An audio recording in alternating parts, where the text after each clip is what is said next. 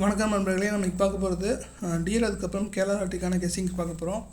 15ஆம் தேதிக்கான ரிசல்ட்டு டிஎலோட 1 மணிக்கு பார்த்தீங்கன்னா 42140 ரிசல்ட்டு.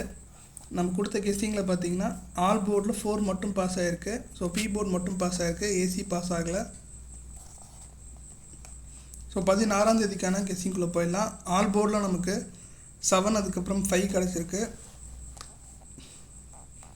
ஏ போர்டில் 7, அதுக்கப்புறம் 4 கிடச்சிருக்கு.